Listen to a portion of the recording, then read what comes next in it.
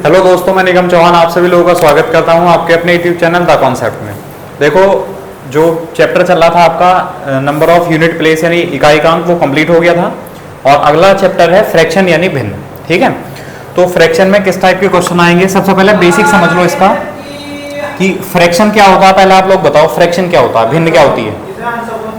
हाँ बिल्कुल, जिसको हम अंश बटे हर यानी एक्स अपॉन वाई की फॉर्म में जिसको हम लिख सकते हैं वो फ्रैक्शन होता है। ठीक है, ऊपर वाला अंश होता है यानी न्यूमरेटर और नीचे वाला होता है हर, डिनोमिनेटर। तो जिसको हम अंश बटे हर की फॉर्म में लिख सकते हैं जिस नंबर को, वो क्या होती है, फ्रैक्शन होती है, भिन्न होती है। और यहाँ पर जो नीचे वाला जो नंबर है ना, जो हर है, डिनोमिनेटर है, वो जीरो के इक्वल नहीं होना चाहिए। अगर ये जीरो हुआ तो 1/0 क्या हो जाएगा, इनफाइनाइट, मतलब नॉट डिफाइन, अपरिभाषित जिसे कहते हैं। ठीक है, तो ऐसी संख्याएं जिनको हम x अपॉन वाई की फॉर्म में लिख सकते हैं वो फ्रैक्शन होते हैं, वो भिन्न होती हैं। ठीक है, अच्छा, अब सबसे पहले जो इसमें क्वेश्चन आता है वो आता है कंपैरिजन का, तुलना करने वाला, कि कौन सी भिन्न छोटी है कौन सी भिन्न बड़ी है। या जैसे आपको फ्रैक्शन में जोड़ना है, फ्रैक्शन में घटाना है, गुणा भाग करनी है, ये बहुत बेसिक सी चीज है। मतलब इसमें क्या है कि जब हम कोई भी किसी भी चैप्टर का कोई क्वेश्चन करेंगे तो हमें ये सब चीजें करनी पड़ेंगी, फ्रैक्शन का जोड़ना, घटाना, गुणा भाग। ठीक है, तो वो मैं सिखा के चलूंगा। तो अभी पहले आप लोग ये समझ लो कि अगर फ्रैक्शन है, कोई भिन्न है, उसका अगर हमें कंपैरिजन करना है तो हम कैसे करेंगे। ठीक है, या वैसे तो इसके टाइप भी होते हैं, टाइप किसी एग्जाम में तो नहीं आते हैं, लेकिन फिर भी अगर लिखना चाहो तो लिख लो। ठीक है, जैसे फ्रैक्शन है तो फ्रैक्शन जो है एक तो हो जाएगा आपका उचित भिन्न, उचित भिन्न यानी प्रॉपर फ्रैक्शन।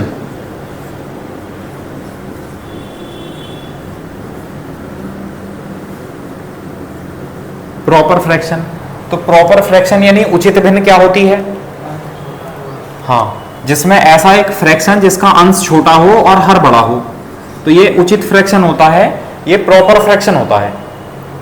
ठीक है, जिसमें अंश छोटा और हर बड़ा, ऊपर वाली संख्या छोटी, नीचे वाली संख्या बड़ी, तो ये होता है उचित फ्रैक्शन, उचित भिन्न यानी प्रॉपर फ्रैक्शन। एक होता है अनुचित भिन्न, इसका उल्टा हो जाएगा, बताओ क्या होगा। हाँ, इम्प्रॉपर फ्रैक्शन, मतलब अनुचित भिन्न मतलब अंश बड़ा और हर छोटा, जैसे कि 10/3 लिखा है। ठीक है, अंश बड़ा है, ऊपर वाला नंबर बड़ा है और नीचे वाला नंबर छोटा है, तो ये होता है इम्प्रॉपर फ्रैक्शन यानी अनुचित भिन्न। एक होता है मिश्रित भिन्न या मिश्र भिन्न कह सकते हो, मिश्र भिन्न या मिश्रित लिखो, चलो मिश्रित भिन्न, मिक्स फ्रैक्शन,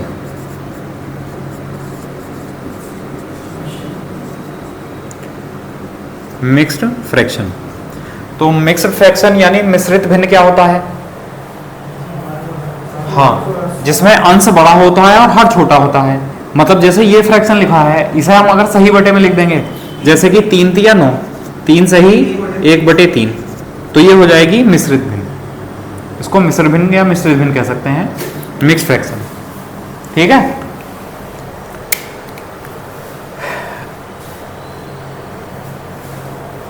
तो समझ में आया उचित भिन्न, अनुचित भिन्न और मिश्रित भिन्न क्या है।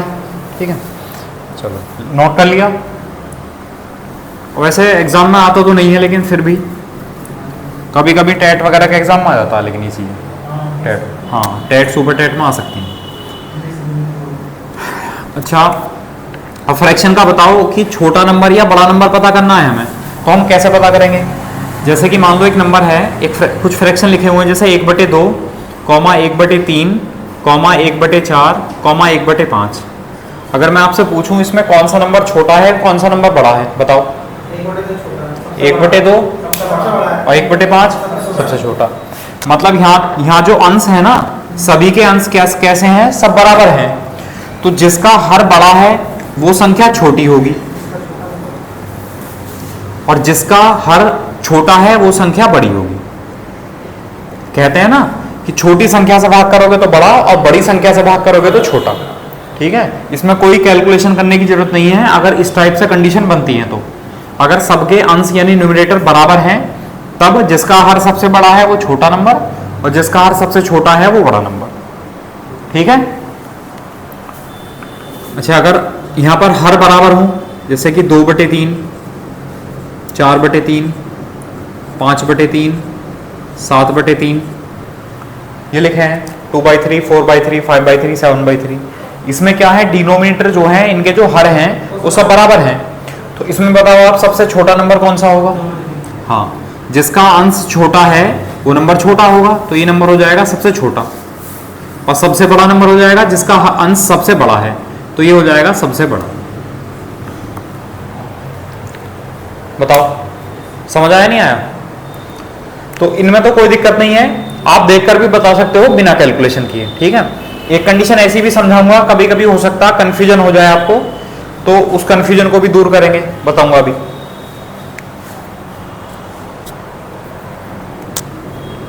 ठीक है, इसमें अंश बराबर, इसमें हर बराबर। अब ना अंश बराबर हो ना हर बराबर हो, जैसे कि 2/3, 4/5, 6/7, 8/9। क्या इनके अंश यानी न्यूमरेटर बराबर हैं या हर बराबर हैं? कोई भी बराबर नहीं है। अब इसमें बताओ सबसे छोटा नंबर कौन सा होगा और सबसे बड़ा नंबर कौन सा होगा? 8/9 कैसा होगा? छोटा। और 2/3 पक्का? देखो चलो मैं बताता हूं, पहले आप देखो सीक्वेंस, 2, 2, 4, 2, 6, 2, 8 प्रॉपर सीक्वेंस है। ऊपर 3 और 2 5 और 2 7 और 2 9, नीचे भी प्रॉपर सीक्वेंस है। और नीचे वाला जो नंबर है वो एक बड़ा है, देखो 2 और 1, 4 और 1, 6 और 1, 8 और 1, सब में एक एक नंबर बड़ा है। तो ये जब प्रॉपर सीक्वेंस में है, तो अगर मैं आपसे पूछूं कि अंश में सबसे छोटा नंबर, सबसे बड़ा, हर में सबसे छोटा, हर में सबसे बड़ा, तो 4, 6, 5, 7 का कहीं जिक्र आया? कहीं नहीं आया। हमसे किसके 2/3 और 8/9 के बारे में जिक्र आया केवल। तो इन्हें क्रॉस मल्टीप्लाई से चेक कर लो, 9 से 2 को गुणा करेंगे तो कितना आ जाएगा? 18। 2 से 3 से 8 को गुणा करेंगे तो 24। ये समझ आया? 9 दूनी 18, 3 अट्ठे 24। अब 18 बड़ा है कि 24 बड़ा है? 24 किसके ऊपर लिखा है? 8/9 है ना, तो इसका मतलब ये वाला जो नंबर है ये सबसे बड़ा होगा इसमें। और 18 छोटा है, तो छोटा कौन सा नंबर है? 2/3, तो ये नंबर होगा। नहीं, मैंने बताया एक आपको तरीका, अगर बाई चांस क्रम में आया तब, और अगर क्रम नहीं होगा तो उसके लिए भी तरीका बताऊंगा, है ना। अगर क्रम बन जाता है तो ऐसा कर सकते हो, और क्रम नहीं बनेगा तो चौथा खाना इसलिए खाली छोड़ रखा है। चलो समझ आए? अब देखो, अब ना अंश बराबर हो ना हर बराबर हो ना कोई सीक्वेंस हो, कुछ भी कोई भी नंबर कहीं भी, 2/5, 1/3, 4/7, 5/9, कोई सीक्वेंस है? कोई भी ना, तो ऊपर नीचे में अंतर बराबर है, ना ऐसे अंतर बराबर है, ना नीचे हर बराबर, कोई सीक्वेंस नहीं है। तो ऐसी कंडीशन के लिए सबसे आसान तरीका है, अगर मान लो मैं आपसे कहूं कि 5 को 9 से भाग करो, या चलो छोड़ो, आपको मान लो 2 ऑप्शन दिए जाएं कि एक में तो आपको 5 से 9 को भाग करना है, 5 को 9 से भाग करना है सॉरी, और एक में हो 50 को 9 से भाग करना है। आपकी मर्जी है, कोई सा भी क्वेश्चन कर दो, आपको नंबर पूरा मिलेगा। तो कौन सा करोगे?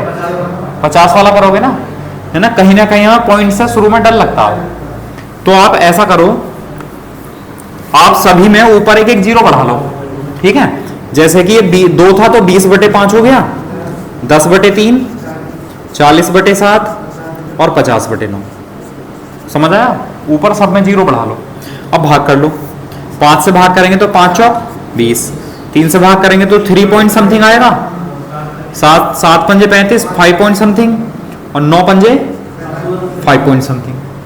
अब अगर हमसे सबसे छोटा पूछा है तो हम बता सकते हैं ये वाला सबसे छोटा है, मतलब ये छोटा है, मतलब ये नंबर सबसे छोटा है। समझ आया? लेकिन अब सबसे बड़े में दिक्कत है, ये भी 5 पॉइंट समथिंग है, ये भी, तो इसे एक एक नंबर और ले लो। जैसे कि 7 पंजे 35, कितना बचा? 5, 50 हो जाएगा पॉइंट लगाएंगे तो, 7 7 49, 9 पंजे 45, 5 बचा, 50 हुआ, 9 पंजे, तो सबसे बड़ा कौन सा हुआ 5.7 मतलब 4/7, ये नंबर हुआ सबसे बड़ा। बताओ ये समझ आया नहीं आया? तो ऊपर की जो पहली 3 कंडीशन है, अगर ये 3 में से कोई सी भी याद नहीं रही, फिर ये तरीका है उसको सॉल्व करने का, ठीक है। लेकिन हाँ एक चीज और समझ लो, अगर मान लो 2 ही फ्रैक्शन है, अगर 2 फ्रैक्शन पूछेगा कौन सा छोटा है कौन सा बड़ा, तो सबसे बेस्ट मेथड ये है। क्योंकि कभी कभी ऐसा हो जाता है, मान लो आपसे कहे कि 345/272 कॉमा 465/322, ये कह दिया कि बताओ इसमें कौन सा नंबर है। अब भाग करने में परेशान हो जाओगे, तो क्या करना है, क्रॉस मल्टीप्लाई कर लो। वैसे तो मल्टीप्लाई में परेशान होगे, लेकिन भाग करने से आसान है मल्टीप्लाई, ठीक है। तो क्या करो, क्रॉस मल्टीप्लाई कर लो, जिसकी तरफ बड़ा वो नंबर लिखा होगा जिसकी तरफ वो बड़ा नंबर है, और जिस पे के ऊपर छोटा नंबर लिखा होगा वो छोटा नंबर, ठीक है।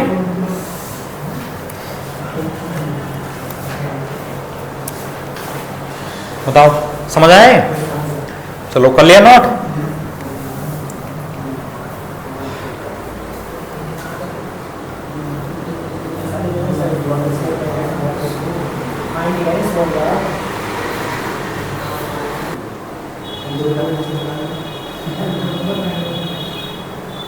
चलो हो गया। अब देखो, अब जैसे हमने सबसे बड़ा नंबर और सबसे छोटा नंबर तो सीख लिया, ठीक है। अब अगर केवल सबसे बड़ा और सबसे छोटा नंबर पूछेगा तो बता ही सकते हो, कोई दिक्कत नहीं है ना। अब वो पूछ लेता है आरोही अवरोही क्रम, असेंडिंग या डिसेंडिंग ऑर्डर, तो उसमें आपको सभी को पता करना पड़ेगा कि सारे नंबर कौन छोटा है कौन बड़ा है ना।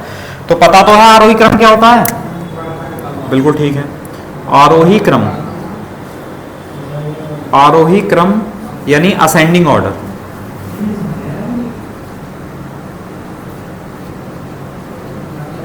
Ascending order. तो आरोही क्रम या असेंडिंग ऑर्डर क्या होता है, ये होता है बढ़ता क्रम, बढ़ता क्रम। अब क्रम कैसे बढ़ेगा, क्रम कैसे बढ़ेगा, पहले सबसे छोटा नंबर, फिर उससे बड़ा, फिर उससे बड़ा, है ना। जैसे एग्जांपल के लिए अगर ले लें हम 2, 3, 4, 5, ये क्या हो गया, असेंडिंग ऑर्डर हो गया, बढ़ रहे हैं नंबर, ठीक है। अब कई बार आपको छोटे और बड़े का साइन पता है, ग्रेटर देन और लेस देन का, जिसकी तरफ मुंह खुला है वो नंबर बड़ा होता है। जैसे लिखा है तो यहाँ ये 5 और ये 4, तो जिसकी तरफ मुंह खुला है वो नंबर बड़ा, ठीक। जैसे 7 और ये 3, तो देखो ये नंबर बड़ा, ठीक है। तो ये साइन पता होने चाहिए, ये ग्रेटर देन है ये लेस देन है ना। अब देखो अगर वो कभी कभी ऐसा होता है कॉमा लगा कर नहीं देता ऑप्शन में, तो ये साइन देता है। तो देखो 2 और 3 में साइन 3 की तरफ लगेगा, फिर 4 की तरफ लगेगा, फिर 5 की तरफ लगेगा। तो कभी कभी वो कॉमा नहीं देता, असेंडिंग ऑर्डर बस एक ऑप्शन ये लिख देगा और एक ऑप्शन ये लिख देगा, है ना। क्रम तो अपनी जगह सेम है, बस क्या है साइन बदले हुए हैं, ठीक है। तो ये थोड़ा ध्यान रखना, बताऊंगा मैं ऑप्शन में किस तरह आएगा। तो कभी कभी वो कॉमा ना देकर ये साइन दे देता है।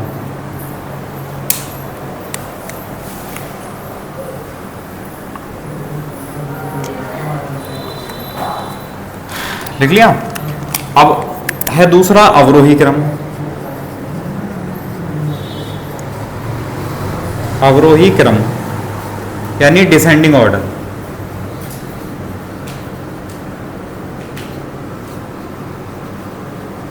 डिसेंडिंग ऑर्डर, तो डिसेंडिंग ऑर्डर या अवरोही क्रम क्या होता है बताओ? ये होता है घटता क्रम, हाँ बिल्कुल ठीक, ये होता है घटता क्रम। अब क्रम कैसे घटेगा, पहले बड़ा नंबर, फिर छोटा नंबर, फिर उससे छोटा नंबर, फिर उससे छोटा नंबर, ये है क्रम घटता चला जा रहा है, ठीक है। अब इसमें भी देखो अगर साइन होगा तो 5 और 4 में 5 बड़ा है तो ये साइन होगा, फिर 4 बड़ा है, फिर 3 बड़ा है, तो ये साइन हो जाएगा किसका, डिसेंडिंग ऑर्डर का। ये क्रम हो जाएगा डिसेंडिंग का, ये हो जाएगा असेंडिंग का, ठीक है। तो असेंडिंग या डिसेंडिंग पता करने के लिए हमें ये पता होना चाहिए कि छोटे या बड़ा नंबर कौन सा है, ठीक है। अब ये तो इंटीजर है, ये तो पूर्णांक है, इसमें तो आप आसानी से बता सकते हो, ठीक है। और वो फ्रैक्शन मैंने आपको सिखाई दी है।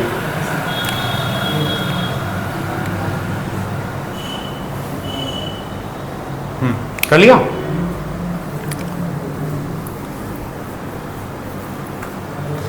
चलो लिखो फिर, क्वेश्चन टाइप लिख लो। 1/3, 2/5, 4/7 और 5/6। ये नंबर है 1/3, 2/5, 4/7 और 5/6। ये फ्रैक्शन है। इसमें बताना है आपको सबसे छोटा नंबर कौन सा है और सबसे बड़ा नंबर कौन सा है। अभी तो ये बताओ केवल सबसे छोटा और सबसे बड़ा।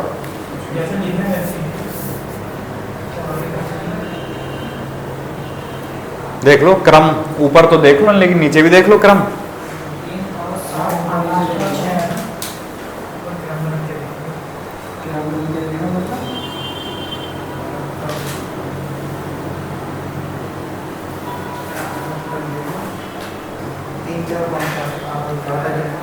देखो बताया था क्या करना है, 0 बढ़ा लो, है ना। तो हो जाएगा 10/3, 20/5, 40/7 और 50/6। अब भाग करेंगे तो 3 3 9 3 पॉइंट समथिंग, 5 चौक 20, 7 पंजे 35, 5 पॉइंट समथिंग और 6 अट्ठे 48। तो यहाँ तो आसानी से पता चल गया। पॉइंट के बाद कोई नंबर आए ना आए आपको कोई जरूरत नहीं है।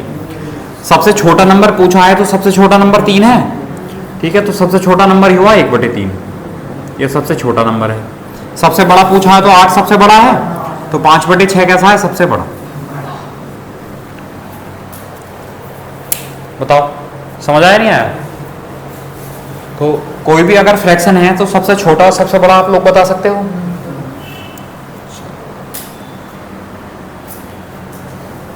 लिखो फिर नेक्स्ट।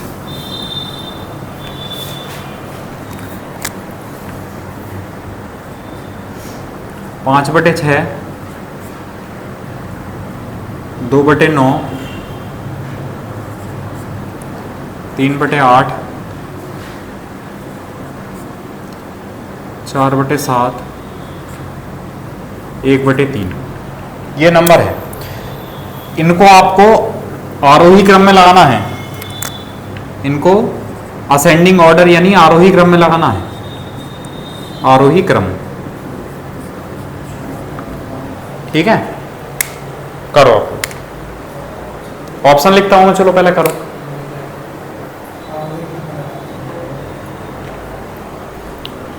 ठीक है करो आप, इतना मैं ऑप्शन लिखता हूं इसके।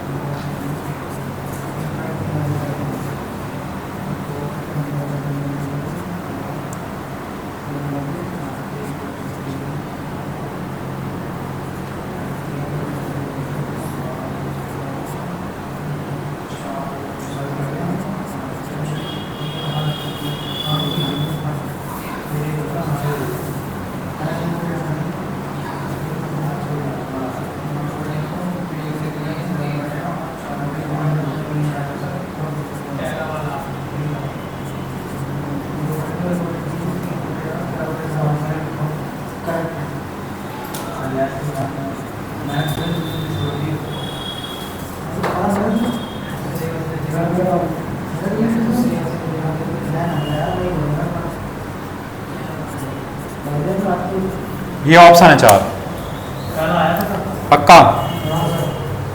देखो ध्यान से देखो,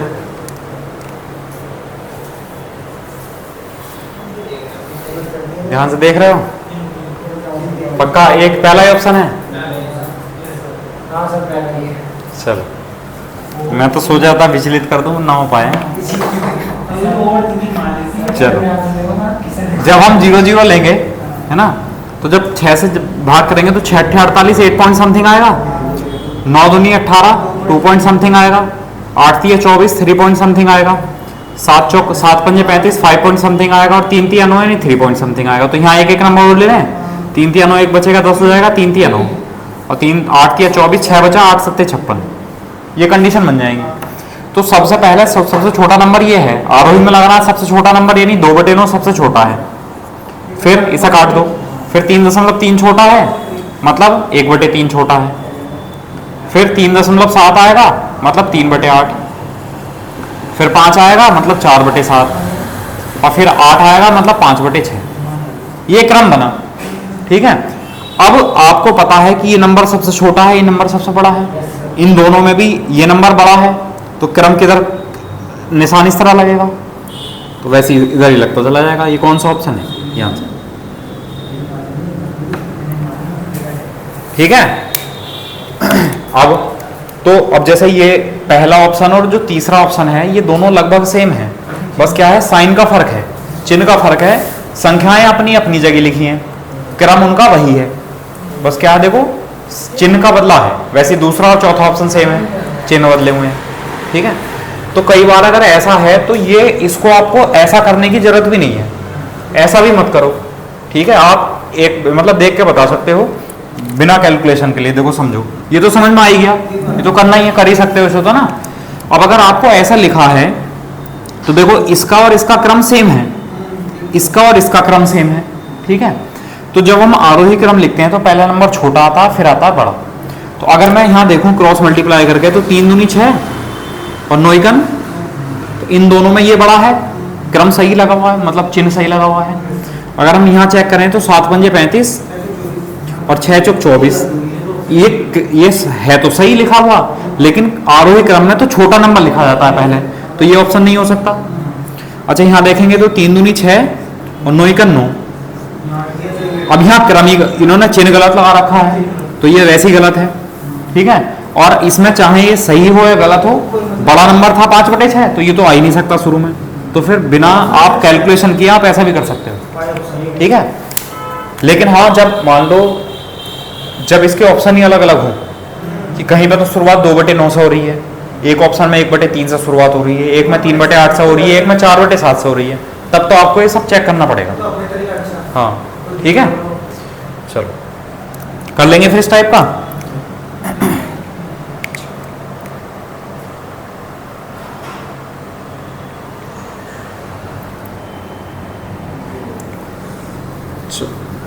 तो फ्रैक्शन का जो कंपैरिजन है, जो इसकी तुलना है, वो करना सीख गए, कर सकते हो आसानी से ना।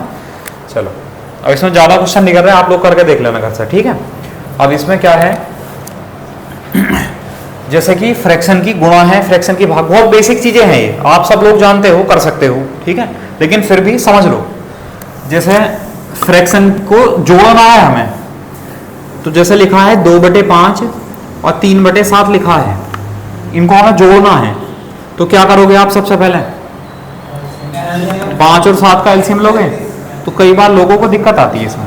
तब देखो अगर इसमें दिक्कत आए ना, तो आप ऐसा करो, नीचे वाली संख्याओं की कर लो गुणा, तो 5 सत्ते 35, और कर दो क्रॉस मल्टीप्लाई, 7 की गुणा 2 से करो 14, प्लस 5 की गुणा 3 से करो, कितना हुआ 29/35, ठीक है। अगर आपको एलसीएम लेने में दिक्कत आती है तब आप ऐसा कर सकते हो, ठीक है। नीचे वाले संख्याओं की गुणा करो, क्रॉस मल्टीप्लाई करो, जो भी जोड़ना घटाना है वो कर लो, ठीक है। अब जैसे लिखा है, मान लो 5/12 प्लस 7/8 लिखा है, ठीक है। 5/12 प्लस 7/8 लिखा है, करो इसे करो,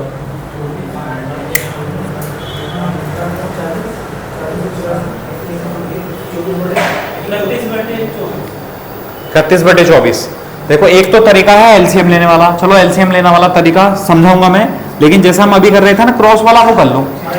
12 गुणा 8 96, 8 पंजे 40, 12 सत्ते 84, तो जोड़ेंगे तो 124/96 आया, भाग कर सकते हैं 4 से, तो 4 तिया 12, 4 एकन 4 और 4 से 24, तो आंसर आ जाएगा 31/24। बताओ समझ आया। तो ये तरीका तो तब है, बहुत लोगों को दिक्कत आती है कि उन्हें एलसीएम वाला तरीका समझ नहीं आता, तो आप ऐसा कर लो क्रॉस मल्टीप्लाई वाला।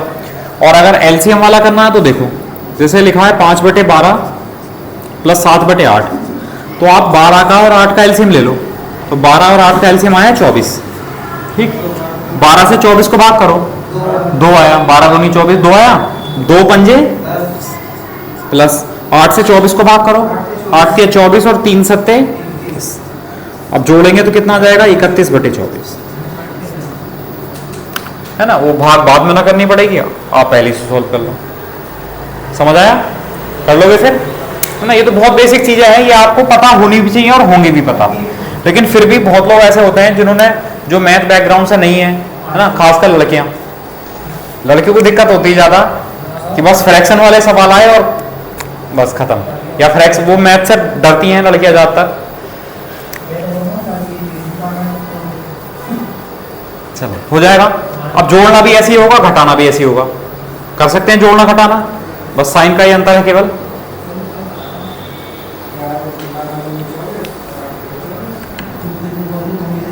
ठीक है। अब देखो, बहुत से लोगों को दिक्कत ये भी होती है, पता नहीं कहाँ गुणा करेंगे कहाँ भाग करेंगे, वो चीज समझ लो। पहले भाग करना समझ लो फ्रैक्शन का। तो फ्रैक्शन का जो भाग करना होता है वो ये होता है, देखो a/b/c/d, मतलब ये मेन फ्रैक्शन है, तो मेन फ्रैक्शन के ऊपर भी फ्रैक्शन है, नीचे भी फ्रैक्शन है। तो ऐसी कंडीशन में पहला और चौथा एक साथ होता है, फर्स्ट और फोर्थ एक साथ, सेकंड और थर्ड एक साथ।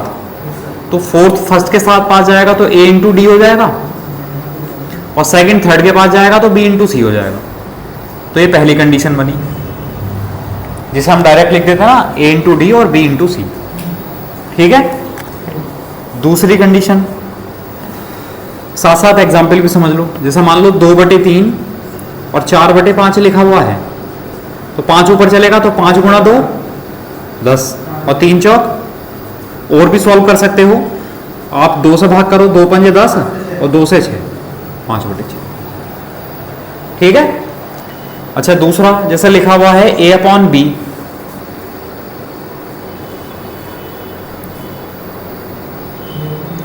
a/b/c, तो हमें फोकस करना है मेन फ्रैक्शन पर। तो ध्यान रखना, मेन फ्रैक्शन जो है हमेशा बड़ा होता है दूसरे फ्रैक्शन से। तो मेन फ्रैक्शन ये है, तो मेन फ्रैक्शन के ऊपर भी 2 नंबर होंगे, वो तो है ही फ्रैक्शन ऊपर, और नीचे भी। तो c को हम c/1 लिख सकते हैं, है ना। c को 1/c नहीं लिख सकते, c को c/1 लिख सकते हैं। तो फर्स्ट और फोर्थ एक साथ, सेकंड और थर्ड एक साथ, तो a इंटू 1 हो जाएगा a, और b इंटू सी हो जाएगा। जिसे हम डायरेक्ट कर देते हैं ना कि b की c की गुणा हो जाएगी, तो a/bc हो जाएगा, तो वही है। ठीक है। जैसे 3/5/6, या चलो 7 लिख लो, बताओ क्या आएगा इसका। हाँ, 3/5 सत्ते आया समझ। अच्छा, तीसरा a/b/c, तो मेन फ्रैक्शन ये है, तो मेन फ्रैक्शन के ऊपर भी फ्रैक्शन होता है, लेकिन a लिखा हुआ है, तो a को हम क्या लिख सकते हैं, a/1 लिख सकते हैं, और b/c तो फ्रैक्शन है ही अपने आप में। तो फर्स्ट और फोर्थ एक साथ, सेकंड और थर्ड एक साथ, तो ये हो जाएगा a इंटू c/b। जैसे हम डायरेक्ट कर देते हैं ना कि c ऊपर पहुंच जाएगा, तो c इस तरह पहुंचता है ऊपर, तो ये डायरेक्ट भी कर सकते हैं कि ac/b। ठीक है। जैसे लिखा हुआ है 5/2/3, कितना हो जाएगा बताओ। 3 ऊपर पहुंचेगा तो 5 दिया 15/2। ठीक है। तो आपको यहाँ ऐसा नहीं करना कि 5/1 लिखोगे फिर ऐसा करोगे, तो ये डायरेक्ट भी हो गया और बेसिक भी हो गया। तो समझ आया, कर सकते हो, इसमें कोई दिक्कत नहीं है। तो फ्रैक्शन के भाग में आप कर लोगे। अब देखो, ये नोट कर लिया।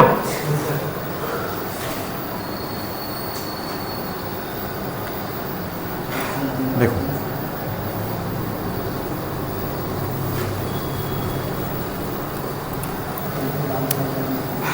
अब जैसे लिखा हुआ, देखो लिखा होता है 2/5 गुणा 7/10 लिखा हुआ है ना। अब हम क्या करते हैं, ऊपर वाले नंबर से कोई नीचे वाला नंबर, या नीचे वाले नंबर से ऊपर वाला कोई नंबर भाग होता है तो भाग कर सकते हैं, है ना। अब 2 से 5 या 5 से 2 भाग नहीं होगा, 7 से 10 या 10 से 7 भाग नहीं होगा, बिल्कुल ठीक है। लेकिन अगर ये ऊपर वाली किसी संख्या से नीचे वाली कोई संख्या भाग हो रही है तो कर सकते हो, या नीचे वाली किसी संख्या से ऊपर वाली कोई संख्या भाग होती है तब भी कर सकते हो। जैसे कि 2 से भाग होता है 2 पंजे 10, तो ये कितना आ जाएगा, ऊपर तो आया 7 और नीचे आया 5 पंजे 25। समझ आया? ऐसा कर सकते हो। अब बहुत से लोगों को दिक्कत ये आती है कि पता नहीं कहीं तो हम ऊपर नीचे भाग कर देते हैं और कहीं ऐसा करके क्रॉस करके गुणा करते हैं। तो वो गुणा तब करते हैं जब ये चीजें बराबर में होती हैं। जैसे कि अगर मान लो ये होता 2/5 गुणा P/Q बराबर 7/10 होता, ये कंडीशन बनती और हमसे P/Q पूछता, तो हम क्या करते हैं, जब हमसे P/Q पूछेगा तो P/Q इधर रहने दो, तो 5 को ऊपर ले जाएंगे तो 5 सत्ते और ये 2 नीचे पहुंचेगा तो 2 ढाई, और भी भाग कर सकते हो, 5 से भाग कर दो, 5 सत्ते 35 और 5 चौक 20, कितना जाएगा 7/। ये तरीका क्रॉस मल्टीप्लाई तब करते हैं जब बीच में बराबर का चिन्ह आ जाता है। तो समझ आया? अच्छा, अगर आपको ये डायरेक्ट करना है तो समझ लो, अगली लाइन में समझ लेते हैं। जैसे ये लिखा हुआ है 2/5 गुणा P/Q बराबर 7/10 है, तो अगर बीच में बराबर है, ऊपर के नंबर से ऊपर का नंबर अगर भाग होता है तो कर सकते हैं, नीचे के नंबर से नीचे का नंबर भाग होता है तब भी कर सकते हैं। 2 से 7 तो भाग नहीं होता, लेकिन 5 है, 5 1 5, 5 दूनी 10 भाग हो गया और 2 नीचे पहुंच जाएगा ये, तो ये कितना हो जाएगा P/Q बराबर 7/2 दूनी 4। समझ आया? तो कब हम क्रॉस मल्टीप्लाई करते हैं, कब हम ऊपर के नंबर ऊपर से और नीचे के नंबर को नीचे से भाग कर सकते हैं, और कब हम ऊपर से नीचे वाले नंबर को या नीचे से ऊपर वाले नंबर को भाग कर सकते हैं। ये चीज क्लियर होगी तीनों? अच्छा,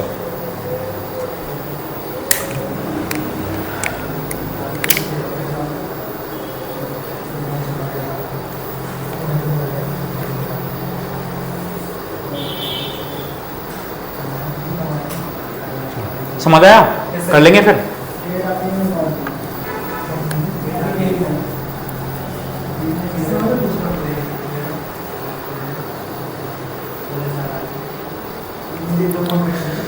चलो एक टाइप के क्वेश्चन और कर लो, फिर कल जो है ऐसे क्वेश्चन कराऊंगा, उसके बाद मैं लैंग्वेज वाले क्वेश्चन कराऊंगा। लैंग्वेज वाले क्वेश्चन ज़्यादा मेन है, वही ज़्यादा आते हैं। ठीक है, जैसे मान लो एक नंबर लिखा है 1 + 2 अपॉन, लिख रहा हूँ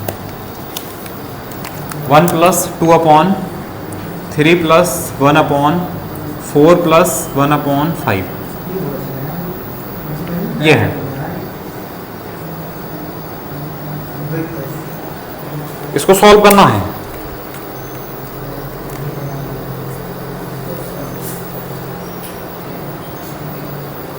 ठीक है, तो पहले आप समझ लो, मैं समझा देता हूं, पहले प्रॉपर तरीके समझ लो, वो समझ में आएगा तो डायरेक्ट वाला तरीका समझ आ जाएगा।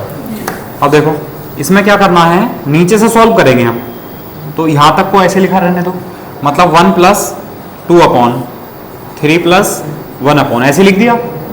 अब सॉल्व करेंगे तो 5 चौक 20 और 1 21/5 हुआ, और ये 5 ऊपर चला जाएगा। तो अगली लाइन में हम ऐसा लिख सकते हैं 1 + 2 अपॉन 3 + 5 ऊपर पहुंच जाएगा तो 5/21 हो जाएगा। ये बताओ, इसके बाद ये समझ आया?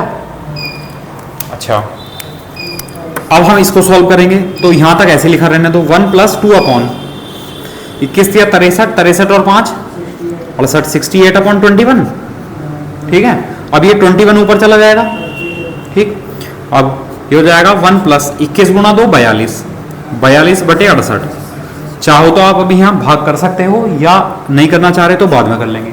ठीक है, जैसे अब यहाँ एलसीएम तो 68 ही आएगा, तो क्या हो जाएगा 68 का 68 + 42 जुड़ जाएंगे, 8 और 2 10, 6 4 10 और 11, तो 110/68 आ गया।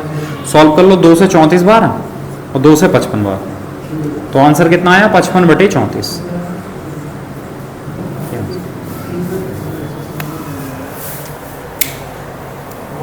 बताओ, हाँ समझ आया?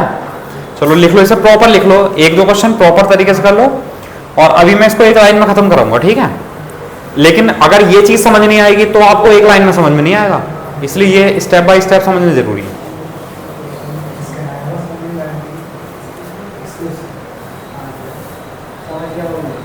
घर पे जाकर 2-4 क्वेश्चन ना करके देखना पूरे पेपर में। वो पेपर आते नहीं थे आपके पेपर में 3-3 नंबर वाले सवाल, 5-5 नंबर वाले सवाल, वो मान के करना। जो 5 नंबर वाला सवाल है तो पूरा डिटेल में करना पड़ता था, है ना। तो ऐसा करना, पूरे डिटेल में करना।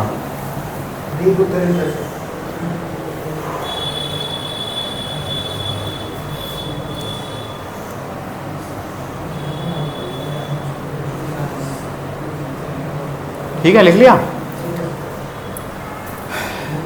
अब देखो, अब यही सारे के सारे स्टेप आपको एक लाइन में करने हैं। अब देखो कैसे करने हैं। जब इसे सॉल्व करेंगे 5 चौक 20 और 1 21, 21/5 हो जाएगा। इसे छोड़ दो तो ये 5 ऊपर चला जाएगा, तो यहां से 5 हटा दिया। 21 या 63 और 5 68, तो यहां हो गया 68/21, तो 21 ऊपर पहुंच जाएगा। और 2 पहले से ही है तो 21 दूनी 42, तो 42/68 हो जाएगा। तो 68 का 68 और 42, यानी 68 + 42, और नीचे कितना रहेगा 68, 110/68। भाग कर लो 2 से, ऊपर 55 और नीचे 34, ये आंसर है। तो वही जितने भी स्टेप थे वो हमने करे सारे हैं, लेकिन वो बस क्या है, आपको डायरेक्टली करने हैं, एक लाइन में खत्म करने की कोशिश करनी है। बताओ।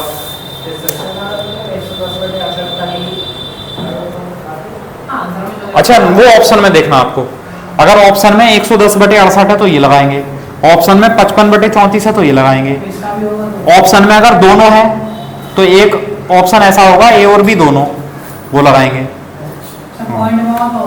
हाँ बिल्कुल, अगर पॉइंट में हो तो आपको भाग करना पड़ेगा ना, तो ये कंडीशन आपको चेक करनी पड़ेगी। हाँ, ऑप्शन के ऊपर डिपेंड करेगा आपका आंसर। कर लिया, समझ आया? चलो एक क्वेश्चन करके दिखा दो। 1 - 2/3 + 1/1 - 1/2। आसान कैलकुलेशन है, कम कैलकुलेशन है, ठीक है।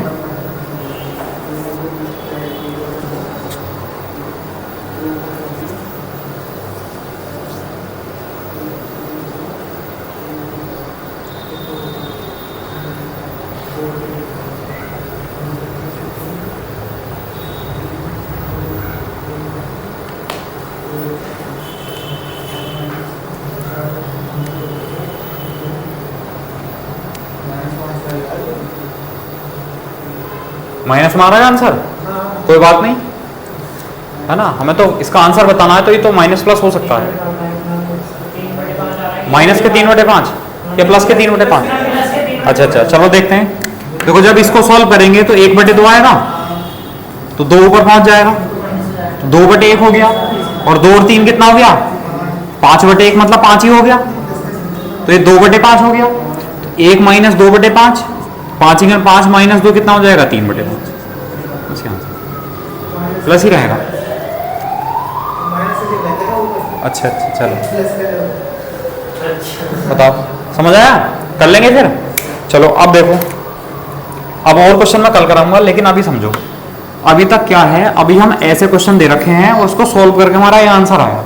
अब कल हम ऐसे क्वेश्चन करेंगे कि जिसमें हमें आंसर दे रखा होगा और इस आंसर से हमें क्वेश्चन बनाना होगा, ठीक है। उस टाइप के क्वेश्चन करेंगे, ठीक है। लेकिन पहले आप लोग घर पे जाके ये क्वेश्चन कर लेना जरूर, तब वो अच्छे समझ में आएंगे वो, ठीक है। फिर आज के लिए इतना रहने देते हैं, बाकी कल कराएंगे। Okay, thank you class.